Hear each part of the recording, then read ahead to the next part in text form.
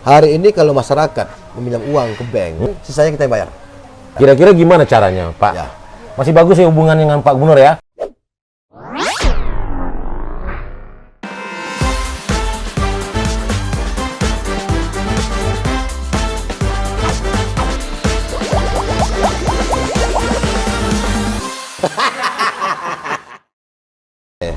Jadi tahun 2023 ini, ya, sebenarnya angka pengangguran Kota Pekanbaru itu berturun. Ya. Ketika kami masuk kemarin itu di angka 8%, tapi hari ini survei BPS kemarin udah mencapai 6%. 6%. Ya. Apa upaya dan langkah? Untuk itu pertanyaannya, Ya. Amanda. Besok mungkin hari Selasa ini, ya ini mungkin action atau aksi nyata kita. Kita itu membuka job fair, ya artinya pameran lapangan pekerjaan. Itu ada di Hotel Mutiara Merdeka. Ya. Kita itu bersama sama 40 perusahaan. Ini dalam upaya juga memberi kemudahan kepada masyarakat untuk mencari kerja. Nah, ini mungkin salah satu upaya. Yang kedua, hari ini kembali lagi, ya. Hari ini juga bagaimana kita meningkatkan minat orang Pekanbaru. Kenapa saya bilang demikian? Ya. Hari ini Pak Presiden Republik Indonesia ya menggiatkan bagaimana bisa ekonomi masyarakat pulih. Ya. Ya. Salah satu jalannya bagaimana kita bisa mensiasati pegiat pelaku UMKM ini bisa tumbuh di masing-masing kota, kabupaten dan provinsi di Indonesia ini. Ya. Saya juga udah menghimbau dinas koperasi kita membuat semacam reward, kita membuat subsidi bunga kepada penggiat UMKM. Minimal ini juga bisa menjadikan motivasi. Konkretnya apa itu? Konkretnya apakah menurunkan suku bunga kepada UKM ketika Bapak bicara dengan pelaku-pelaku usaha, ini katakanlah pihak perbankan, ya. pihak Jadi perbankannya gini, sendiri. Hari ini kalau masyarakat meminjam uang ke bank, itu suku bunganya mungkin 7-10%. Ya. Nah, ini kita anggarkan di dinas koperasi. Itu memberi bantuan bunga. Maksudnya dalam bentuk apa? Contoh Katakanlah gini, jadi ketika masyarakat minjam ke bank, ya, kita menjadi 2%, sisanya kita yang bayar. oh, cukup besar tuh. Ya. Berapa banyak pelaku yang sudah dibantu saat ini? Sampai ini kita data konkret belum ada, tapi ini udah berjalan di tahun 2023 ini kita mulai. Ya, jadi kita bantu suku bunga sehingga masyarakat pun Berapa persen nih? Misalnya katakanlah di bank kita minjam 7% nih. ya Pemerintah kota memberikan subsidi berapa persen dari sampai 5%. Wow, Nah, jadi kita hanya besar anggarannya ya? ya. Jadi ini kita siapkan untuk mempermudah masyarakat berusaha. Gitu. Ada cara lain ya? Misalnya begini Pak. Gini ya, katakanlah saya jual goreng pisang nih. Ya. Jual goreng pisang, punya gerobak. Goreng pisang saya itu laris karena enak dirasa orang. Terus saya mau kembangkan nih usaha saya. Ya. Nah, pihak perbankan kan ketahuinya ada agunan dalam bentuk sertifikat. Betul. Dia nggak mau tahu dengan aturan-aturan lain karena mereka juga ditakutkan dengan pemeriksaan internal dia atau apa.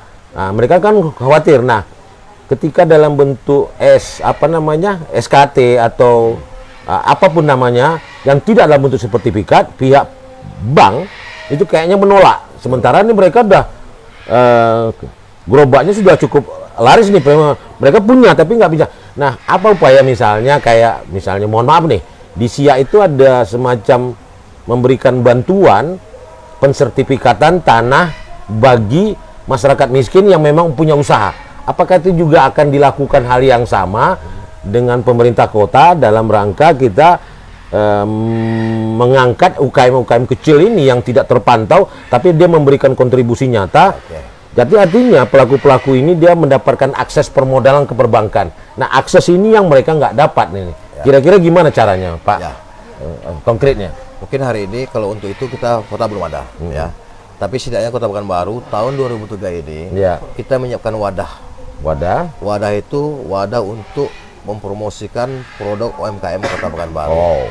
Ya, ini di Jalan Arifin Ahmad, tepatnya di rumah Dinas Wakil Kota Lama. Oh, tempat yang lama tuh ya? Ini lagi didesain, mungkin waktu dekat kita lelang. Oh. Jadi besok semua pelaku UMKM di Pekanbaru ini silakan menitipkan UMKM di sana. Oh. Nah, bagaimana dengan Riau juga punya Riau Creative Hub yang juga sama konsepnya dengan Bapak ini? Kenapa nggak dikolaborasikan saja dengan pemerintah provinsi Hari ini kita terkait dengan itu? di Pekanbaru Itu kita ada 18.000 UMKM. Oh, 18.000 cukup Ya. banyak ya. Cukup banyak, dan ketika kita langsung kita turun ke lapangan, observasi lapangan, kita menemukan bahwasanya pelaku UMKM itu menjual UMKM-nya via handphone, Oke. online, Pakai online ya. sehingga daya beli masyarakat itu kurang karena dia nggak tahu. Ini. Nah, hari ini kita siapkan wadahnya. Oh, itu ya. Silakan pamerkan. Pamerkan. Nah, bagaimana terus cara nanti dibantu pemerintah untuk memasarkannya ya. Cara pemerintah bagaimana? Ya. Kita akan besok bersama Dinas Perhubungan, Dinas Koperasi. Pariwisata, ya. Kita akan sampaikan kepada travel, bus pariwisata, tamu-tamu yang datang itu wajib singgah di tempat tersebut. Di apa itu ya? Diarahkan. Di Arifin Ahmad itu ya. Ya, betul.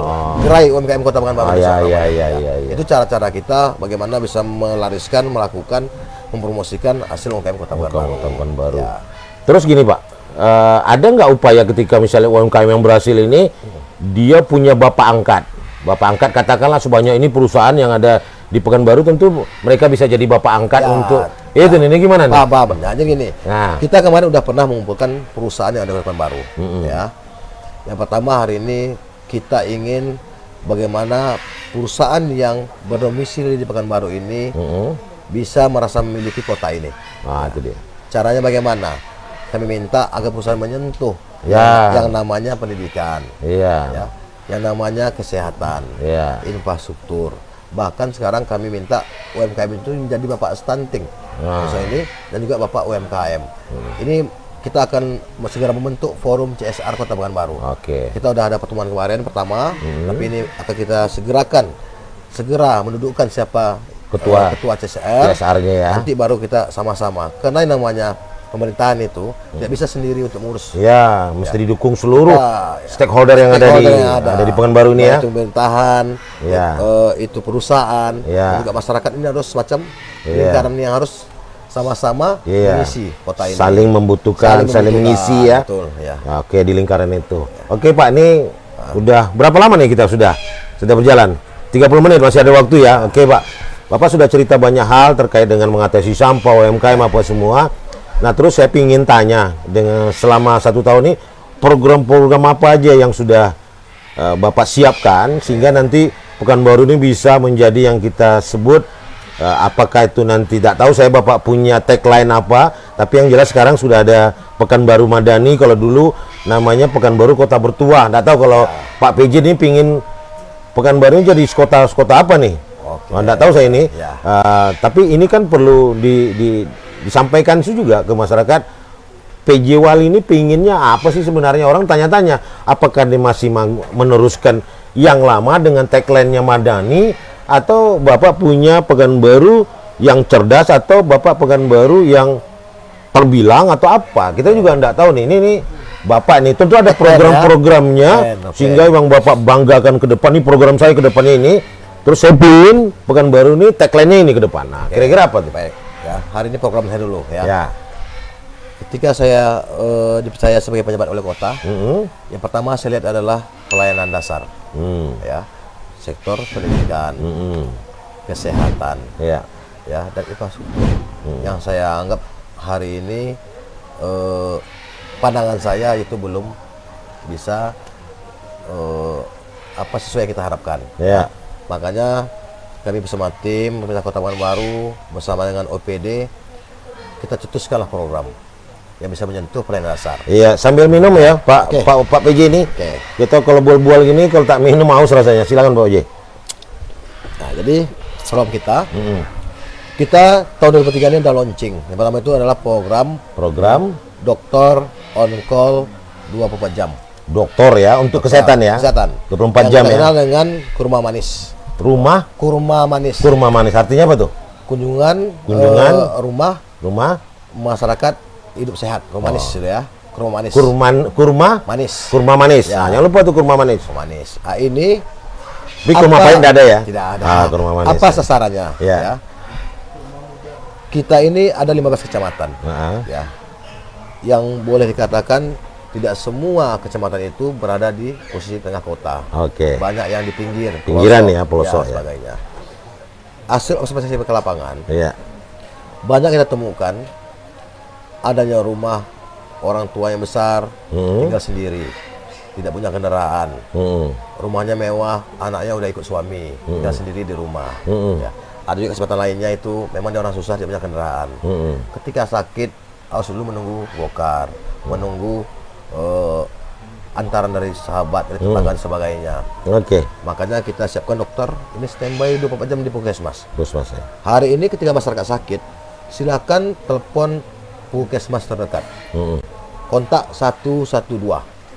Itu ya. Ya. Itu mungkin mesti harus di dari Simpokomnya mesti rampaikan dia. 112 itu ya. Harus. Sampai sekarang ini belum dengar nih. Udah. Tapi saya belum dengar nih, Pak. 112 Pak Wali bilang. Ya, nanti saya tanya dengan kepala dinas Simpokomnya ya. Sampaikan belum nih ke publik kan gitu ya. Berarti masih lemah Simpokom ya? Masih lemah. Perlu penajaman lagi ya. Penajaman. Nah, itu dia. Ini kan masukan Pak Wali ya. Nah, jadi hari ini ketika masyarakat sakit, tidak punya kendaraan, telepon puskesmas. Maka akan datang dokter ke alamat rumah dengan mobil, itu akan diobati. Ketika tidak bisa diobati, akan dirujuk ke rumah sakit. Rumah sakit ya. Ini mungkin bisa membantu masyarakat sehingga tidak lagi perlu harus menunggu gokar ataupun kendaraan lainnya. Pihak puskesmas atau rumah sakit madani katakanlah petugasnya sudah bisa langsung menjemput mereka yang sakit atau datang ke rumah itu. Nah, terus gimana hotline yang Bapak siapkan, yang Bapak bilang 112 ini sehingga atau katakanlah 112 atau nomor telepon yang bisa dihubungi sehingga katakanlah saya di Sukajadi misalnya, puskesmas mana yang bisa saya hubungi, dokter mana bisa saya hubungi, ada telepon yang masyarakat, udah ini nomornya, ini 112, saya bisa di Sukajadi kan gitu. Terus nanti di Snaplan saya udah tahu ini dokter nomor teleponnya atau nomor handphonenya, terus 112-nya tuh dia hidup nggak, bisa nggak, benar nggak kata Pak Wali itu 24 jam itu. Nah, masyarakat kan ini sekarang sudah di podcast nih Pak. Nah, mereka nanti akan uji kebenaran Bapak itu. Nah, ini perlu lagi Bapak ingatkan di level dinas maupun apa supaya betul-betul dia gaung Bapak itu, kebijakan Bapak itu dirasakan oleh masyarakat. Jadi jangan nanti Pak Wali capek ngomong, saya ingin membenahi, orang nggak tahu nih. Ini kan kasihan Pak Wali. Iya, Pak Wali sendiri aja nih, tidak dibantu yang di bawah. Ini perlu juga dijewer nih kan. Perlu juga dijewer yang bawah-bawah nih. Ini untuk Pak Wali. Oke kan, jadi ada niat Bapak itu saya tengok dari awal pembenahan ini sudah dilakukan, tapi mungkin gaungnya belum terdengar oleh masyarakat. Mana hotline yang akan kami hubungi, mana kotak pengaduannya atau katakanlah HP pengaduan di setiap kecamatan itu sudah masyarakat sudah ini kami dah tahu. Nah, kan gitu. Jadi artinya kebijakan Bapak hari ini yang di podcast sehingga orang tahu, oh iya ternyata banyak kebijakan Pak PJ Wali untuk pembenahan tapi belum dirasakan. Gaungnya belum didengar oleh masyarakat. Nah, itu dia nih perlu dipublish lagi yang lebih besar sehingga orang tahu. Sini ya, saya tengok-tengok nggak ada Pak, nggak ada. Masa iya? Nah, kita tengok nanti podcast Pak Wali, mungkin hari Senin saya akan podcast dia, kalian dengar sendiri bahwa Pak Wali itu banyak sebenarnya dia melakukan terobosan, cuman belum dirasakan atau mungkin orang nggak tahu nih apa kebijakan Pak Wali ini. Nah, ini kesempatan yang bermanfaat. Mungkin juga itu. Satu lagi saya singgung terkait dengan pengangguran ini kan banyak juga masyarakat ini yang nganggur, katakanlah angkatan muda yang saya bilang tadi, ini kan juga mesti tercatat dengan baik. Yang lebih parah itu Pak Wali adalah pengangguran yang tidak kentara, yang sedu ini misalnya. Anak saya dia udah tamat, tapi dia nggak ada lapangan pekerjaan nih, tapi dia tinggal di rumah saya. Untung dia di rumah bapaknya berduit, atau untung di bapaknya PJ Wali Kota kan gitu. Kalau dia bapaknya yang pusing dia, tapi kita tidak tercatat dia ini tetap aja di dalam KTP-nya swasta.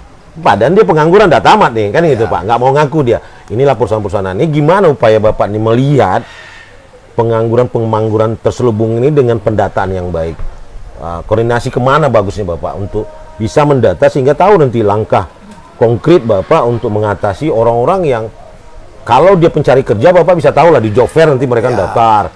Tapi yang tidak kentara tadi gimana kan itu Pak? Baik, ini kita juga ada sistem pendataan hari ini. Dinas Tenaga Kerja dan juga Dinas Sosial. Ya. Ya. Termasuk juga hari ini perlu sampaikan kita juga lagi mendata. Ya. Itu yang namanya data presisi. Kita ingin tahu betul tentang kemiskinan ekstrim di masyarakat. Ya. Ya, ini kita masih berproses. Kita sampel satu kecamatan, satu kelurahan. Oke. Itu kita coba sehingga tahu persis kondisi real masyarakat di masing-masing kelurahan. Itu kita akan lakukan, ya.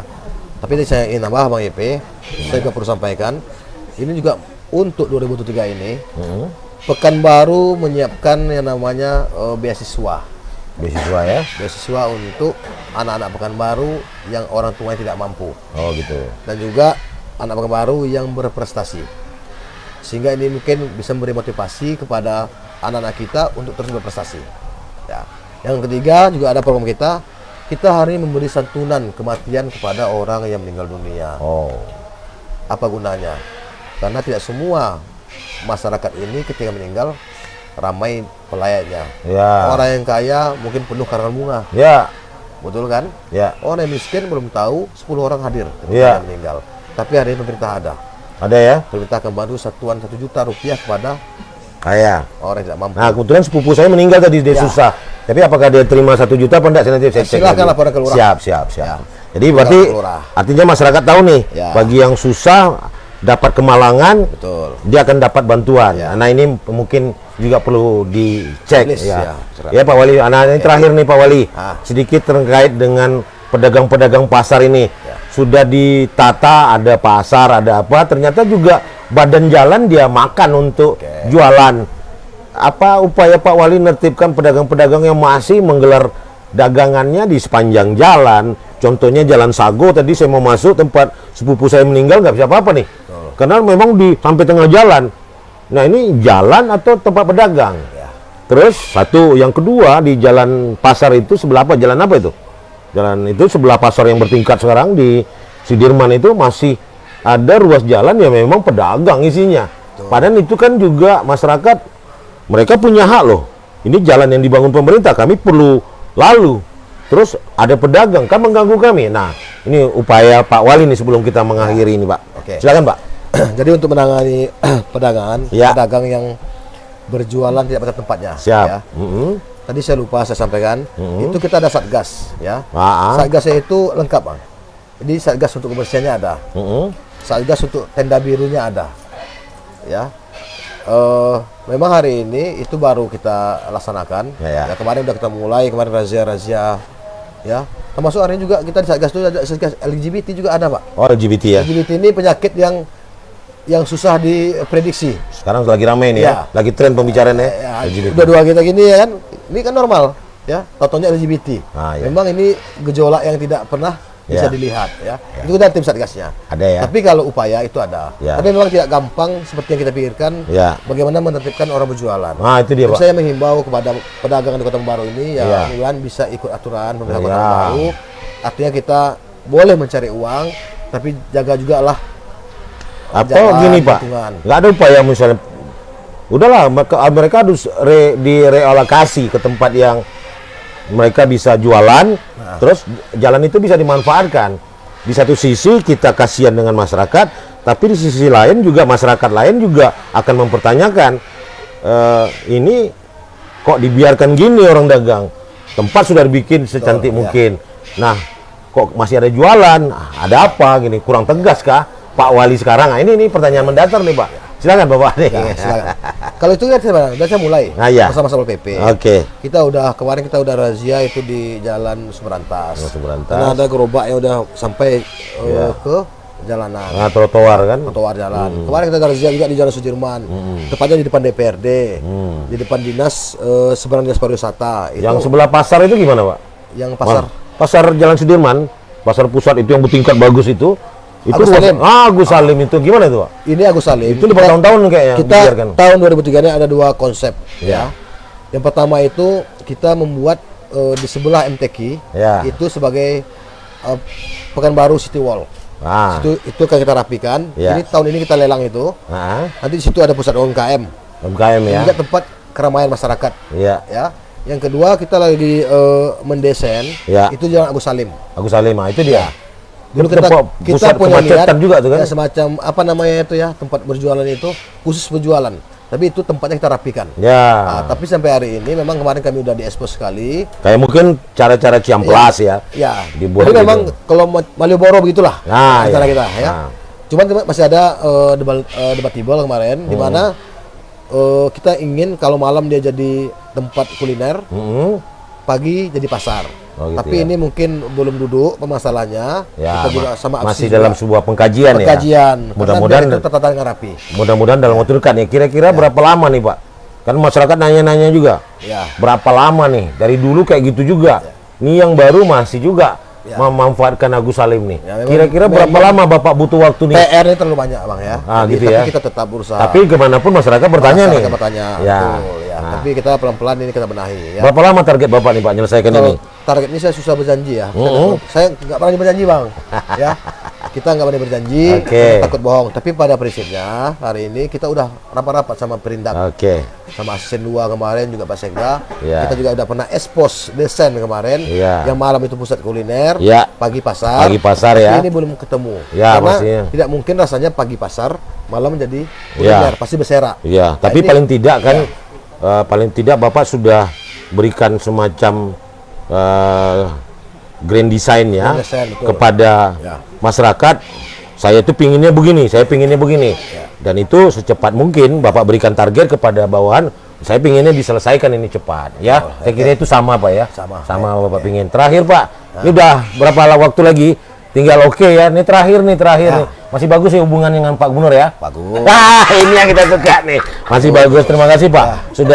Sudah bisa memberikan waktu sama kami. Mudah-mudahan ke depan kami mendoakan Bapak bisa berjalan dengan baik, melaksanakan tugas dengan baik. Dan mudah-mudahan nanti juga kami doakan masyarakat Pekanbaru support. pemerintah kota Bang. Kita support nih masyarakat Pekanbaru sehingga nanti ketika nih mohon maaf nih Pak PJ ada evaluasi, ternyata gubernur nggak bisa macam-macam nih mengevaluasi, ya kan? Oh ternyata bagus kok, masyarakat juga sudah mulai tahu nih. Oh, ternyata ada program-program banyak sudah Bapak lakukan, mungkin belum terekspos. Nah, jadi pendapat miring itu nggak terjadi. Jadi hubungan Bapak dengan Pak Gubernur semakin harmonis kan gitu, dan mempercayai Bapak lagi untuk yang kedua kali. Saya kira itu ya. Terima kasih Bapak. Bukan harmonis, udah harmonis. Sudah harmonis kan, tapi tambah harmonis lagi ya. Harmonis. Semua diperpanjang untuk yang kedua kalinya. Amin. Terima kasih Pak. Ya, terima kasih, kita sudah selesai. Udah ya. Bual YP sore ini dengan PJ Wali Kota Pekanbaru Bapak Muflihun yang kita cintai. Mereka juga sudah beliau tadi sudah banyak menyampaikan upaya-upaya mengatasi banjir, parit-parit yang tersumbat, sampah dan segala macam jalan berlubang, termasuk juga program-program yang lain. Apalagi dia juga sudah akan membantu bagaimana di sektor pendidikan, akan lakukan kerjasama dengan baik, terus juga menggandeng perusahaan-perusahaan dalam bentuk CSR, bagaimana mewujudkan Pekanbaru ini lebih baik lagi ke depannya. Terima kasih Pak Wali, sudah banyak program-program yang mungkin belum tersampaikan, belum terpublish dengan baik. Hari ini beliau sudah menyampaikan langsung ke kita. Kita tutup dengan sebuah bait pantun, pohon berangan tempat bertemu, girangnya rasa si anak darah. Baiklah Tuhan membawa ilmu, membina masa, membangunkan binalah bangsa, bangunkan negara. Akhirul kalam saya ucapkan billahi taufik wal hidayah. Assalamualaikum warahmatullahi wabarakatuh.